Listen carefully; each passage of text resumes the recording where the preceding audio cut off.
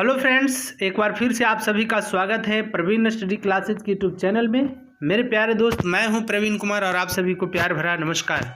दोस्तों, आज है 7 जनवरी 2021 और आज के जितने भी सारे इंपॉर्टेंट करंट अफेयर्स हैं उसके बारे में आज जानकारी हम लोग प्राप्त करेंगे। तो चलिए मेरे प्यारे दोस्त, आप मेरे साथ ज़रूर बने रहिए। साथ ही साथ यदि आप चैनल पर नए हैं तो चैनल को ज़रूर सब्सक्राइब कर लें, साथ ही साथ दोस्तों को शेयर भी करें। यदि वीडियो अच्छा लगे तो लाइक्स ज़रूर करें और हमें कमेंट करके बताएं कि आपको कैसा लग रहा है। चलिए, तो इसमें पहला क्वेश्चन शुरू करते हैं कि पहला क्वेश्चन क्या है। कहता है कि किस बैंक ने व्हाट्सएप बैंकिंग सेवा शुरू की है। तो किस बैंक ने व्हाट्सएप बैंकिंग सेवा शुरू की है? तो ये शुरू की है बैंक ऑफ बड़ौदा ने। Bank of Baroda. ये व्हाट्सएप बैंकिंग सेवा क्या है?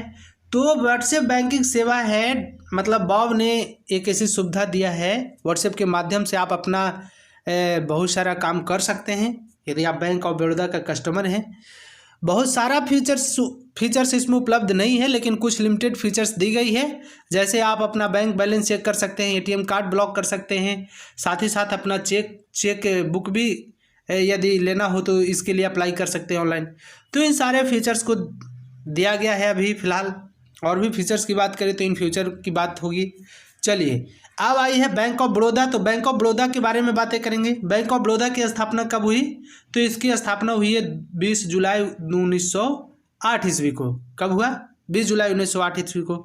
इसका मुख्यालय कहाँ है? तो गुजरात के बड़ोदरा में है। कहाँ है? गुजरात के बड़ोदरा में। चेयरमैन इसके कौन है? तो हसमुख अढ़िया। चेयरमैन इसके हसमुख अढ़िया हैं, जबकि MD एंड CEO है इसके संजीव चड्ढा। कौन है? संजीव चड्ढा। सारी बात आप गौर से, जब भी आप करंट अफेयर्स पढ़ने के लिए बैठे मेरे प्यारे दोस्त, तो आप कलम और कॉपी लेकर जरूर बैठें, क्योंकि बहुत सारी ऐसी बातें आपको बताई जाती है जो आपके लिए खास होता है एकदम। तो आप जरूर मेरी बात पर ध्यान देकर के इस काम को जरूर करें। चलिए, आप चलते एक बात और इम्पॉर्टेंट बातें जान लीजिए कि 1 अप्रैल 2019 ईस्वी को बैंक ऑफ बड़ौदा में विजया बैंक और देना बैंक का विलय कर दिया गया था, है ना। किस किस बैंक का? तो विजया बैंक और देना बैंक का 1 अप्रैल 2019 को बैंक ऑफ बड़ौदा में क्या कर दिया गया? मिला दिया गया। विजया बैंक का और देना बैंक का, इन दोनों बैंक का। एक बात और, 10 बड़े बैंकों का विलय 4 बड़े बैंकों में किया गया था 1 अप्रैल 2020 को। इसकी विलय किया गया है 2019 में। ये जरूर आप ध्यान रखिएगा। 2019 में बैंक ऑफ बड़ौदा में विजया बैंक और देना बैंक का विलय किया गया, जबकि 10 बड़े बैंकों का विलय 4 बड़े बैंकों में 1 अप्रैल 2020 को किया गया है। ये भी आपको याद रखना है। वर्तमान में भारत में टोटल 12 सरकारी बैंक हैं। कितने सरकारी बैंक हैं? टोटल 12 सरकारी बैंक हैं, जिनमें सबसे बड़ा बैंक कौन है? तो पहले स्थान पर है SBI। जानते हैं, स्टेट बैंक ऑफ इंडिया वाणिज्यिक बैंक है ना, निजी क्षेत्र का सबसे बड़ा वाणिज्यिक बैंक है। दूसरे स्थान पर है PNB। और PNB की स्थापना कब हुई थी ये भी जान लीजिए, 1994 ईस्वी में। SBI की स्थापना हुई थी 1935 में, है ना। और तीसरा सबसे बड़ा बैंक बन गया कौन? बैंक ऑफ बड़ौदा, जिसकी चर्चा हम लोग अभी कर रहे थे, बैंक ऑफ बड़ौदा। तो इन सारी बातों को आप याद रखिए। चलिए आगे अगले प्रश्न की बात करते हैं। दूसरा प्रश्न कहता है कि अमेरिकी प्रतिनिधि सभा का द्वारा अध्यक्ष किसे नियुक्त किया गया? तो अमेरिकी सभा का द्वारा अध्यक्ष नैन्सी पेलोसी को नियुक्त किया गया। किसे? नैन्सी पेलोसी को, है ना। आप जानते हैं कि अभी वहाँ पर राष्ट्रपति का चुनाव हुआ था, जिसमें जो बाइडेन वहाँ के उप राष्ट्रपति डोनाल्ड ट्रंप को हराकर बने हैं, और वहाँ के उपराष्ट्रपति के रूप में जो बाइडेन ने कमला हैरिस को चुना है। अभी हालांकि इनका शपथ नहीं हुआ है, 20 जनवरी को इनका शपथ होगा, है ना। तो जो बाइडेन जो है अमेरिका के राष्ट्रपति का चुनाव जीते डोनाल्ड ट्रंप को हरा करके। वहाँ पर चुनाव कैसे होता है? अच्छा, एक बात और, जो बाइडेन जो है डेमोक्रेटिक पार्टी से हैं, और रिपब्लिकन पार्टी से कौन है? तो डोनाल्ड ट्रंप। अमेरिका में जीत के लिए टोटल 270 इलेक्टोरल वोट चाहिए, है ना, जिसमें से जो बाइडेन को अभी तक सबसे ज़्यादा इतिहास है इनका, अभी तक इतना कोई भी इलेक्ट्रोल वोट प्राप्त नहीं किए हैं। 300 प्लस इलेक्ट्रोल वोट इनके पास है और इस तरह से ये अब अमेरिकी इतिहास में सबसे बड़ा जीत दर्ज करने वाले राष्ट्रपति बन गए हैं। अब बात है इलेक्ट्रोल वोट की। तो इलेक्ट्रोल वोट क्या होता है इसके बारे में आप जान लीजिए।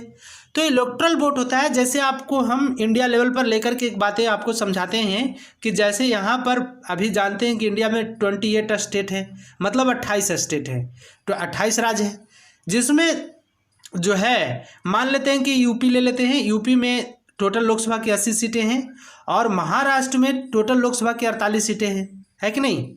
ये दोनों है। होता क्या है इलेक्ट्रोल वोट्स, इसको आप थोड़ा गौर से समझिएगा।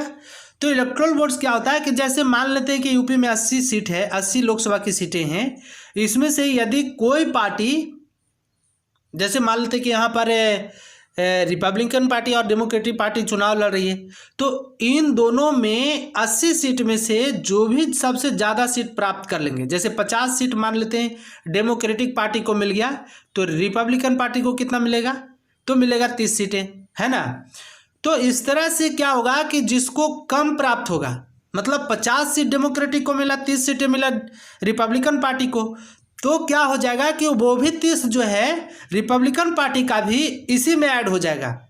मतलब जो पार्टी यहाँ पर स्टेट जीतने की बात होती है कि जो सबसे अधिक स्टेट जीतेगा, है ना, जो सबसे अधिक स्टेट जीतेगा उन्हीं का इलेक्टोरल वोट सबसे अधिक होगा। मतलब यदि वहाँ पर उनकी सीट की संख्या कम भी जाती है उस स्टेट में, तो सारे सीट जो है जीतने वाले के खाते में ही चला जाता है। मतलब 50 जीता और 30 जीता अदर पार्टी, तो इसका 30 वाला का भी इसी में काउंट हो जाएगा। तो इस तरह से इलेक्टोरल वोट सबसे अधिक प्राप्त करने वाले जो बिडेन हो गए। ये बहुत ही इंपॉर्टेंट था, ये आप जरूर इसको याद रखिए। ये भी जानते हैं कि अमेरिका जो है, अमेरिका दुनिया का सबसे बड़ा आर्थिक महादेश, आर्थिक है ना, आर्थिक वहीं पर है, सबसे बड़ा आर्थिकरण वहीं पर है, पूंजीवादी अर्थव्यवस्था है अमेरिका में। तो इन सारी बात को आप ध्यान रखिए। चलिए अगले प्रश्न की बात करते हैं। और अगला प्रश्न क्या कहता है? कहता है कि उत्तर प्रदेश सरकार ने कितने हेक्टेयर की भूमि पर न्यू नोएडा प्रोजेक्ट की घोषणा की? तो कितने हेक्टेयर की भूमि पर न्यू नोएडा प्रोजेक्ट की घोषणा की? तो ये 20,000 हेक्टेयर की भूमि पर।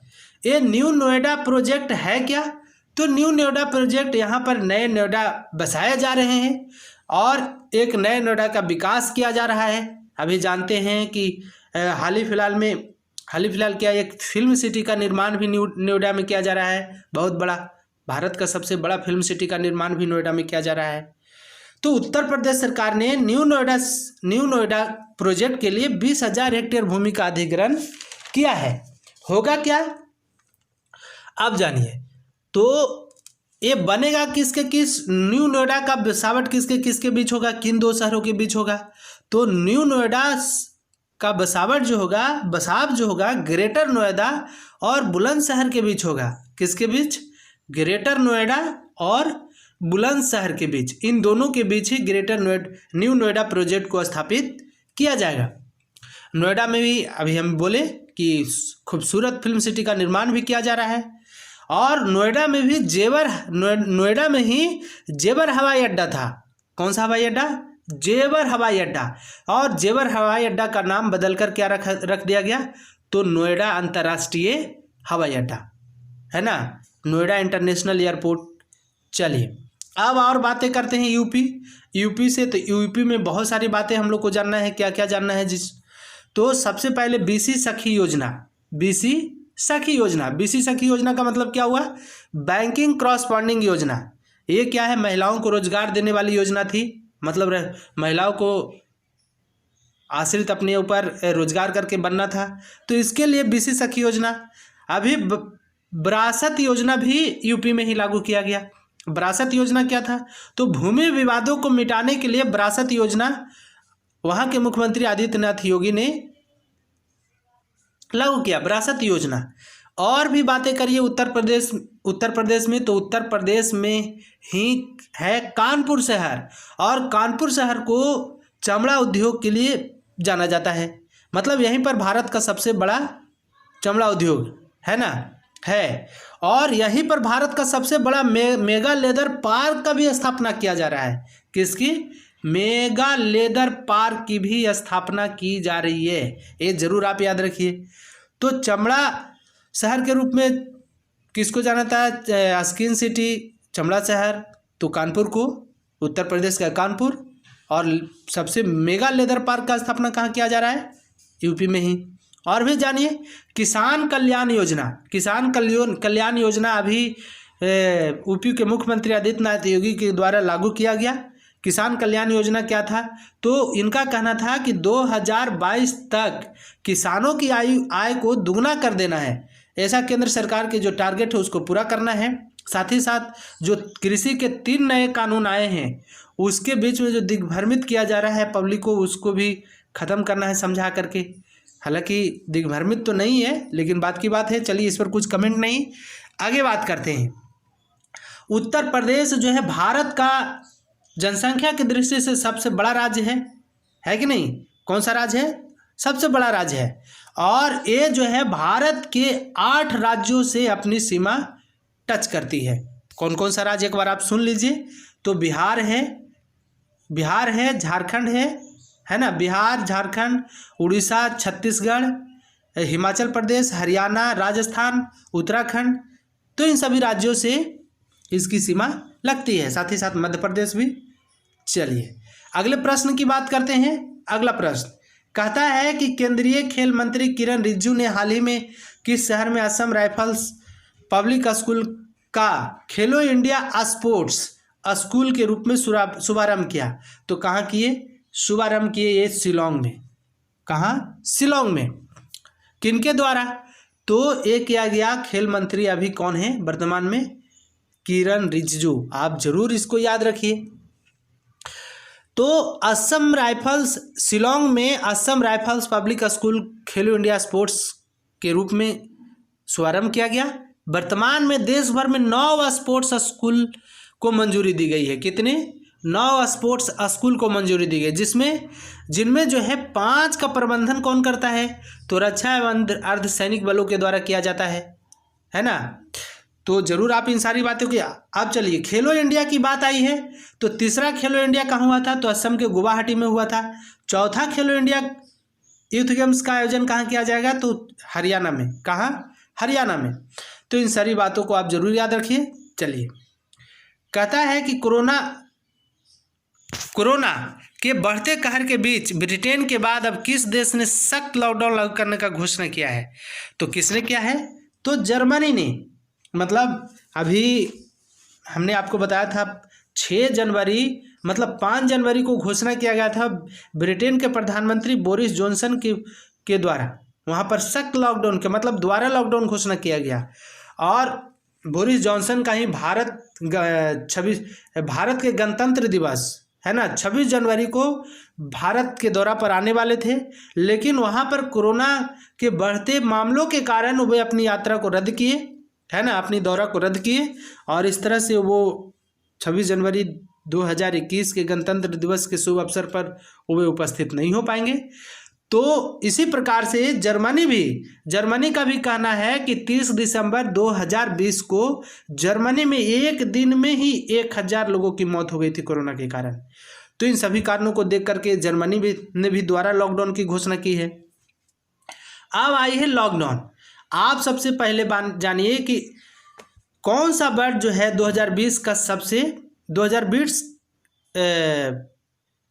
का सबसे अधिक खोजा जाने वाला शब्द बना है। तो कौन सा शब्द?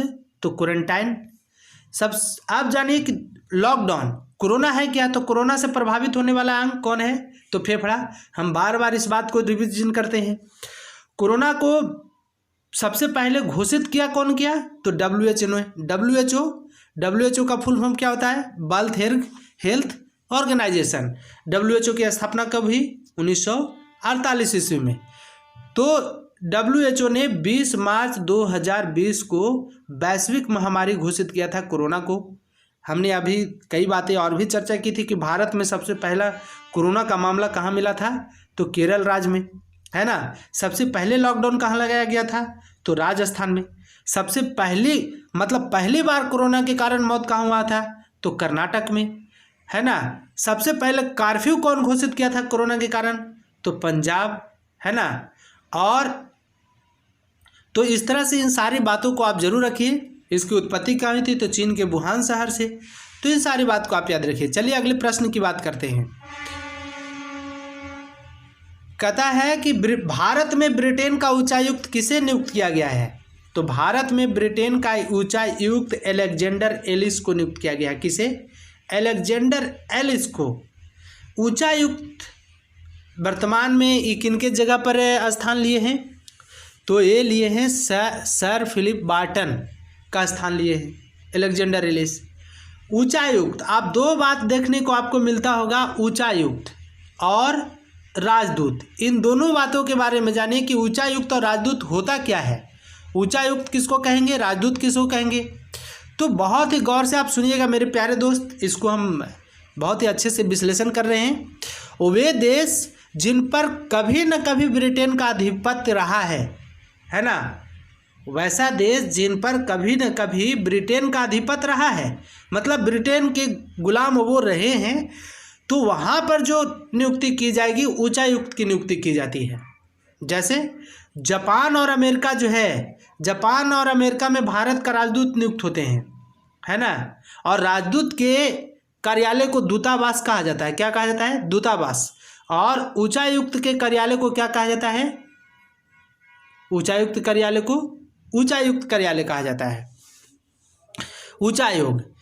तो क्या हुआ कि जिन जिन देशों पर ब्रिटेन का आधिपत्य रहा, तो उन सभी देशों में उच्चायुक्त नियुक्त किए जाते हैं। लेकिन जिस देश पर ब्रिटेन का कोई आधिपत्य नहीं रहा, मतलब ब्रिटेन का वो तो कभी गुलाम रहे ही नहीं, तो वहाँ पर राजदूत की नियुक्ति की जाती है। तो आप जरूर समझ गए होंगे उच्चायुक्त कहाँ नियुक्त किया जाता है और राजदूत कहाँ नियुक्त किया जाता है ना। चलिए, हमने यह भी बताया आपको कि राजदूत के कार्यालय को क्या कहते हैं? तो दूतावास कहते हैं। राजदूत के कार्यालय को दूतावास, और उच्चायुक्त के कार्यालय को क्या कहते हैं हम लोग? तो उच्चायुक्त कार्यालय को कहते हैं उच्चा आयोग। ठीक है, चलिए अगले प्रश्न की बात करते हैं। कहता है किस राज्य में विश्व के सबसे बड़े तैरते हुए सौर ऊर्जा परियोजना का निर्माण किया जा रहा है? तो किस राज्य में? तो मध्य प्रदेश में विश्व के सबसे बड़े तैरते हुए सौर ऊर्जा परियोजना का निर्माण किया जा रहा है ना। अब इसमें खर्च कितना आएगा? तो लगभग 3000 करोड़ राशि के खर्च का अनुमान है, मतलब इसमें निवेश किया जाएगा। 600 मेगावाट वाले परियोजना का निर्माण किया जा रहा है यहाँ पर, है ना। सौर ऊर्जा जो उत्पादन करेगा, सौर ऊर्जा इस परियोजना के तहत जो ऊर्जा का उत्पादन किया जाएगा 600 मेगावाट का। अब इस तैरते हुए सौर ऊर्जा परियोजना है क्या, इसके बारे में थोड़ा जानिए। तो ये क्या है कि ये कहाँ बनाया जा रहा है? तो मध्य प्रदेश के खंडवा जिले में नर्मदा नदी के ओंकारेश्वर बांध पर। कहाँ? मध्य प्रदेश के खंडवा जिले में नर्मदा नदी पर ओंकारेश्वर बांध पर बनाया जा रहा है ना। और ये क्या होगा कि इस पर बहुत सारे जैसे नदियां हैं, है ना, तो इस पर बहुत सारे सोलर प्लेट लगा दिए जाएंगे, सोलर प्लेट। और इसी के माध्यम से जो है सूर्य की रोशनी के माध्यम से हम लोग को ऊर्जा, सूर्य की रोशनी के माध्यम से हम लोग को ऊर्जा प्राप्त होगी। इसके नीचे पानी ही पानी है ना, तैरते रहेगा। जब भी जल स्तर बढ़ेगा तो यह अपने स्वतः जो है सेल्फ ही ऊपर नीचे होते रहेगा। इस पर कोई इफेक्ट पड़ने वाला नहीं है, नहीं तो फ्लड्स का कोई इफेक्ट पड़ेगा, नहीं आंधी तूफान का कोई इस पर इफेक्ट पड़ेगा। तो दुनिया का सबसे बड़ा तैरते हुए सौर ऊर्जा परियोजना का निर्माण कहाँ किया जा रहा है? तो मध्य प्रदेश में। बहुत ही इंपॉर्टेंट क्वेश्चन है, आप जरूर इसे याद रखें। चलिए, अब मध्य प्रदेश की बात आई है। तो मध्य प्रदेश की स्थापना कब हुई? तो मध्य प्रदेश की स्थापना हुई 1 नवंबर 1950 ईस्वी को, 56 ईस्वी को, 1 नवंबर 1956 ईस्वी को। मध्य प्रदेश में लोकसभा की कुल सीटें कितनी हैं? तो मध्य प्रदेश में लोकसभा की टोटल 29 सीटें हैं। राज्यसभा की कितनी हैं? तो राज्यसभा की 11 सीटें हैं। और वहाँ पर विधानसभा की कुल सीटें कितने हैं? 230 हैं। चलिए, मध्य प्रदेश के मुख्यमंत्री कौन है? शिवराज सिंह चौहान, आप ये भी याद रखिए। राज्यपाल कौन है? तो कार्यकारी राज्यपाल हैं आनंदीबेन पटेल। आनंदीबेन पटेल यूपी के भी राज्यपाल हैं, मुख्य रूप से यूपी का ही है, लेकिन अभी इनको लालजी टंडन के जगह पर कहाँ का बनाया गया? मध्य प्रदेश का कार्यकारी राज्यपाल बना दिया गया है। मध्य प्रदेश में ही मिर्ची महोत्सव, नर्मदा महोत्सव, मांडू महोत्सव का भी आयोजन किया गया है, ये भी आप याद रखिए, है ना। सबसे और जो है अभी हाल ही में एक दो चार दिन पहले की बात है, यूपी ने ही धर्म स्वातंत्र विधेयक भी पास किया था। तो इन सारी बातों को आप याद रखिए। चलिए अगले प्रश्न की बात करते हैं। अगला प्रश्न क्या कहता है?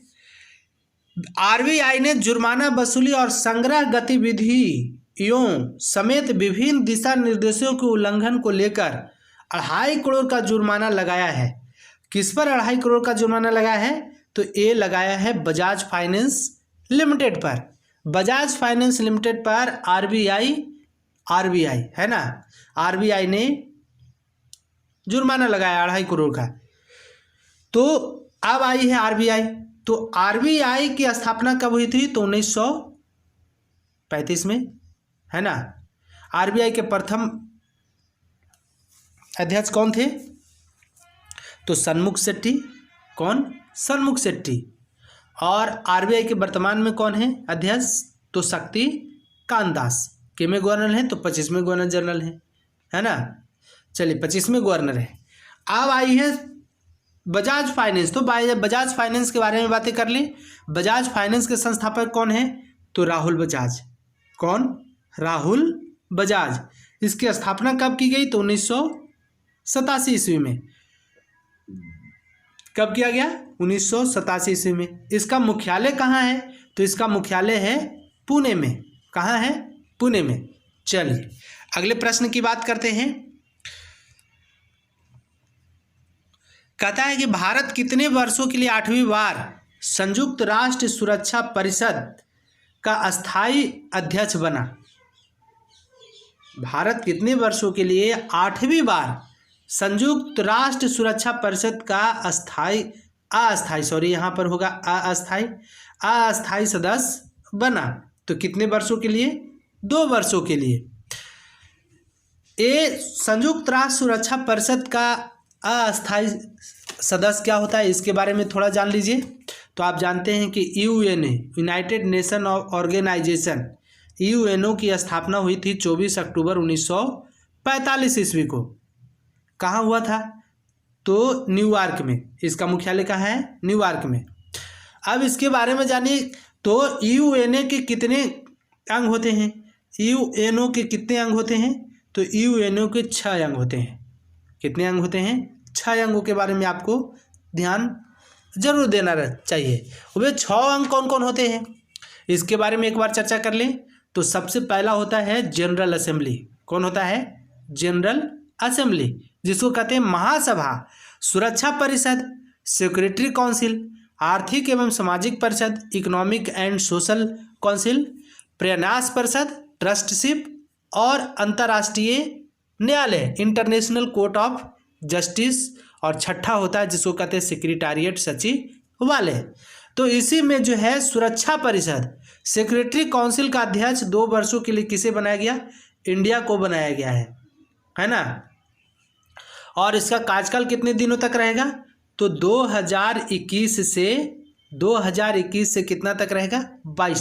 2022 1 जनवरी 2021 से, है ना, पूरा लास्ट 22 तक रहेगा। ये अस्थाई सदस्य है। कौन सा है? अभी हमने बताया कि अस्थाई सदस्य है। तो टोटल अस्थाई और अस्थाई ये दोनों को मिलाकर के टोटल कितने सदस्य होते हैं? तो 15 होते हैं, जिसमें से 5 होता है अस्थाई। कौन कौन है 5 अस्थाई? तो अमेरिका, रूस, ब्रिटेन, फ्रांस और चीन। ये 5 अस्थाई सदस्य देश हैं। कौन कौन है? अमेरिका, रूस, ब्रिटेन, फ्रांस और चीन। इन सारी 5 अस्थाई सदस्य का आपको नाम याद रखना है। और अस्थाई सदस्य देशों की संख्या होती है 10। इन 10 की नियुक्ति प्रत्येक 2 वर्ष के लिए की जाती है और 2/3 बहुमत से इनकी नियुक्ति की जाती है ना। तो 2 वर्षों के लिए ही अस्थायी सदस्य बना है कौन? इंडिया। अब इसका काम क्या है? सुरक्षा परिषद का काम क्या है? मतलब सिक्योरिटी काउंसिल का। तो ये है कि पूरे विश्व में, पूरे भारत ही नहीं पूरे विश्व में, है ना, अंतर्राष्ट्रीय शांति और सुरक्षा को बनाए रखना, मतलब इसे भंग नहीं होने देना। इसीलिए इसे दुनिया का पुलिसमैन के नाम से भी जाना जाता है। किसको? संयुक्त राष्ट्र संघ के सुरक्षा परिषद को दुनिया का पुलिसमैन के नाम से भी जाना जाता है। आप जरूर इस बात को याद रखिए। चलिए अब बात आगे की करते हैं। अगला प्रश्न कहता है कि प्रति 1000 आबादी में सीसीटीवी निगरानी में दुनिया का शीर्ष शहर, सिर्फ लिखा गया शीर्ष शहर कौन बना? कौन है? तो दुनिया का शीर्ष शहर कौन है? चेन्नई है। समझ लीजिए यहाँ पर क्या दिया है, प्रति 1000 की आबादी पर सबसे अधिक सीसीटीवी कहाँ लगाया गया है? तो तमिलनाडु के चेन्नई में लगाया गया है। इससे पहले ब्रिटेन जो है सर्वे किया था, तो उसमें क्या था कि प्रति 1 करोड़ की